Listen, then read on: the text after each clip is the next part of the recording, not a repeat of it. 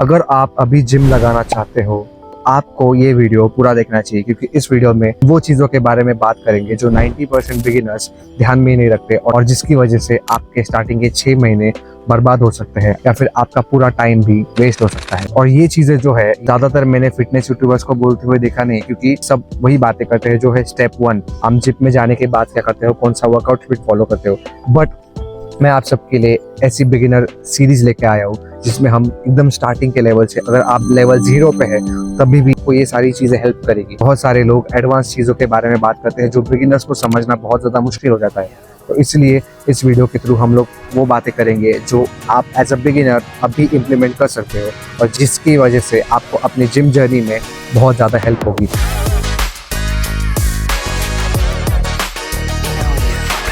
तो आज का वीडियो इसके ऊपर है कि स्टेप 0 विच इज जिम में जाने से पहले आपको किन चीज़ों का ध्यान रखना चाहिए। उसमें से सबसे पहला पॉइंट होता है सेटिंग रॉन्ग गोल्स। अब सेटिंग रॉन्ग गोल्स का मतलब ऐसा है कि आप अगर जिम ज्वाइन करना चाहते हो तो ज्वाइन करने के लिए आपको कुछ ना कुछ मोटिवेशन मिला होगा, चाहे वो आपके फेवरेट फिटनेस इन्फ्लुएंसर का कोई सेलिब्रिटी या फिर कोई स्पोर्ट्स पर्सन, उनकी बॉडी देखकर आपको भी लगा होगा कि हमें ये जिम ज्वाइन करना है, हमें भी इनकी जैसी बॉडी बनानी है। लेकिन आपको पता नहीं है आप जिनको भी आइडल मानते हो वो नेचुरल भी है या नहीं, क्या कोई स्टेरॉइड्स का यूज करते हैं या नेचुरली उनकी फिजिक अचीवेबल है। तो इसलिए होता क्या है, आपके दिमाग में ये होता है कि इतने महीने में मेरी ऐसी बॉडी बननी चाहिए क्योंकि इसकी भी बनी थी। आपको नहीं पता कि आपकी बॉडी को बनने में कितना टाइम लगेगा और उसको कितना टाइम लगा था। इसलिए आपको गलत गोल सेट नहीं करने हैं, आपको गोल सेट करने हैं बट ऐसे नहीं वो अचीवेबल नहीं है। और वो लेके आता है मुझे सेकंड पॉइंट पे, जो है कंसिस्टेंसी एंड पेशेंस। अगर आप गलत गोल्स सेट करोगे तो आप उनको फॉलो करने में कंसिस्टेंट नहीं रहोगे। Most of the lifters motivated होते हैं पहले हफ्ते के लिए या फिर पहले 1 महीने के लिए, उसके बाद उनको अपनी डिजायर्ड बॉडी मिलती नहीं है या फिर उनकी बॉडी में उनको चेंजेस दिखते नहीं है। इसकी वजह से उनका पूरा मोटिवेशन चला जाता है और वो जिम छोड़ देते हैं। अगर आप एक बिगिनर है तो आपको सबसे ज्यादा इंपॉर्टेंट है जिम जाना। डजंट मैटर आप कौन सा स्प्लिट फॉलो कर रहे हो, डजंट मैटर आप क्या कर रहे हो, कितने बजे जा रहे हो, कितना खा रहे हो। इसलिए सबसे पहले तो गलत गोल सेट करना बंद कर दो। और दूसरी चीज, जिम में अगर आ रहे हो तो आपको ये चीज ध्यान में रखनी है कि gym is not for a month और फॉर अ वीक। जिम एक लाइफ टाइम चीज है जो आपके लाइफ को पूरा बदल सकती है, आपके हेल्थ के लिए बहुत अच्छी हो सकती है। जिम को ऐसा मत देखो कि कुछ दिन बाद मेरा ये है इसलिए मुझे उतने दिन में बॉडी बनानी है। नो, जिम को अपनी एक लाइफस्टाइल में इंक्लूड करो और आपको रिजल्ट्स बेहतर मिलेंगे। जो मुझे लेके आता है पॉइंट नंबर 3 पे, सप्लीमेंट्स।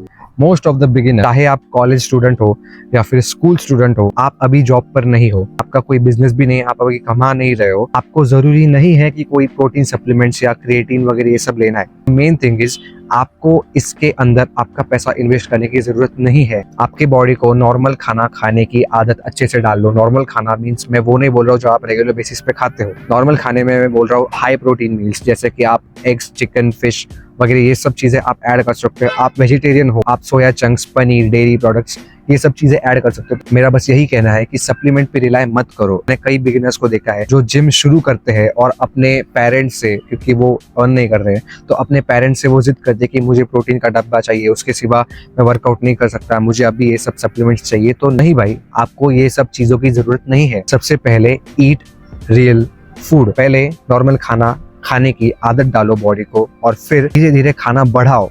उसके बाद आप जब एक इंटरमीडिएट लेवल पर पहुंच जाओगे तब आपको अगर कोई सप्लीमेंट्स ऐड करने हैं तो आप कर सकते हो, लेकिन बिगिनर्स को ये सब चीजें 100% जरूरी नहीं है। आप इनके बिना भी शुरुआत कर सकते हो। सो सप्लीमेंटेशन को भूल जाओ, नॉर्मल खाने पे फोकस करो। Now the 4th point is Instagram के स्प्लिट्स। आप इंस्टाग्राम पे किसी फिटनेस इन्फ्लुएंसर को फॉलो करते होगे, आपने उसकी एक रील देखी होगी, इसमें उसने बताया होगा कि वो कौन सा वर्कआउट फॉलो करता है। मंडे को अगर चेस्ट करता है, ट्राइसेप करता है, ट्यूसडे को बैक, बाइसेप वगैरह की जो भी वर्कआउट स्प्लिट है तो वो फॉलो करता है। जरूरी नहीं है आपको वही लगेगी। मोस्ट ऑफ द बिगिनर्स यही गलती करते हैं कि वो लोग इंस्टाग्राम से इंस्पायर होकर कोई ऐसी स्प्लिट उठा लेते हैं जो उनको सही नहीं है। आप खुद सोच के देखो ना, आपका लेवल अभी कम है। जो भी आप देखते हो जिसकी भी बॉडी अच्छी है उसने भी कम लेवल से शुरू किया था। फर्स्ट स्टैंडर्ड में के बच्चे को अगर मैं 10th स्टैंडर्ड की किताब दे दूंगा तो वो कितना सही रहेगा? ऑब्वियसली नॉट, क्योंकि उसको वो चीजें लर्न करने में थोड़ा सा टाइम लगेगा। ऐसे कोई भी इंस्टाग्राम इन्फ्लुएंसर्स से इन्फ्लुएंस होकर उनके वर्कआउट स्प्लिट कॉपी करना बंद कर दो, क्योंकि उनकी लेवल एक अलग है और आपकी लेवल अलग है। अगर आप अभी शुरू कर रहे हो तो आपको एक बिगिनर स्प्लिट ही फॉलो करना चाहिए। Which brings me to the 5th point, which is focusing on the basics. अब बेसिक्स क्या चीजें होते हैं? जिम में जो हम वर्कआउट करते हैं उनमें दो प्रकार के वर्कआउट्स होते हैं, दो प्रकार के लिफ्ट्स होते हैं। एक होता है कंपाउंड लिफ्ट्स और एक होता है आइसोलेशन लिफ्ट्स। लिफ्ट्स मतलब जो भी हम वेट उठाते हैं, तो कंपाउंड लिफ्ट्स में जो भी आप वजन उठाते हैं उसमें एक नहीं, एक से ज्यादा मसल इन्वॉल्वमेंट होते हैं। फॉर एग्जाम्पल, अगर आप जमीन पर पुशअप्स कर रहे हो, पुशअप में सिर्फ आपका चेस्ट इन्वॉल्व नहीं हो रहा है, पुशअप्स में आपके शोल्डर्स, आपके ट्राइसेप्स और कुछ आपके कोर की स्ट्रेंथ भी इन्वॉल्व हो रही है, तो इसको बोलेंगे हम कंपाउंड लिफ्ट। और दूसरी तरफ जो होते हैं आइसोलेशन लिफ्ट्स। आइसोलेशन लिफ्ट्स वो होते हैं जो आपके एक मसल को टारगेट करते हैं, सिर्फ और सिर्फ एक। जैसे कि आप इंक्लाइन बेंच पर बैठकर बाइसेप कर्ल्स कर रहे हो, उसके अंदर सिर्फ और सिर्फ आपका बाइसेप मसल इन्वॉल्व हो रहा है। मैं बहुत सारे बिगिनर्स को यही देखता हूँ करते हुए कि पहले दिन से या फिर पहले हफ्ते से, पहले महीने से वो ऐसे फैंसी एक्सरसाइजेस करने लगते हैं जिनकी उनकी बॉडी को जरूरत है ही नहीं। इंक्लाइन बेंच केबल पे लगा के, केबल पे कुछ ज्यादा वेट लगा के ऐसे कुछ भी फैंसी मूवमेंट्स करते हैं। उसमें सबसे ज्यादा जरूरी होता है माइंड मसल कनेक्शन। ये चीज मैं आपको आगे के वीडियोस में बताऊंगा वो क्या होती है। मेनली वो mind muscle connection beginner lifters को नहीं होता है। एडवांस लिफ्टर्स जो होते हैं, इतने साल के लिफ्ट करने के बाद उनको उनके मसल के साथ एक कनेक्शन होता है, तो बैठे बैठे वो मसल को फ्लेक्स भी कर सकते हैं। तो आपका और मसल का अब तक कोई कनेक्शन बना नहीं है, तो आपको इन लिफ्ट्स की जरूरत भी नहीं है। आपको अभी फोकस करना है आपका फॉर्म और टेक्निक सही हो। बेसिक लिफ्ट्स को ध्यान रखना है। बेसिक लिफ्ट्स जैसे कि squats, bench press, pushups, pullups और ये जो चीजें हैं ये भी बहुत ज्यादा जरूरी होती है, क्योंकि इनसे आपकी स्ट्रेंथ भी बहुत ज्यादा बढ़ती है। बेसिक्स से स्टिक रहो, कोई भी फैंसी एक्सरसाइजेस करने की जरूरत नहीं है। Which brings me to the sixth point, which is form and technique. कई बिगिनर लिफ्टर्स अपने दोस्तों के साथ आ जाते हैं, बट उनके साथ ऐसी कंपटीशन लगी होती है कि तू अगर 10 किलो उठाएगा तो मैं 20 उठाऊंगा। ये जो कंपटीशन होती है ये आपको नहीं करनी है, जिसको बोलते हैं ईगो लिफ्टिंग। ईगो लिफ्टिंग से आपका फॉर्म और आपकी टेक्निक खराब होती है, जो लॉन्ग टर्म में आपको बेनिफिट्स नहीं देगी। उल्टा आपके बहुत ज्यादा नुकसान होंगे, आपको इंजुरीज के चांसेस भी होंगे।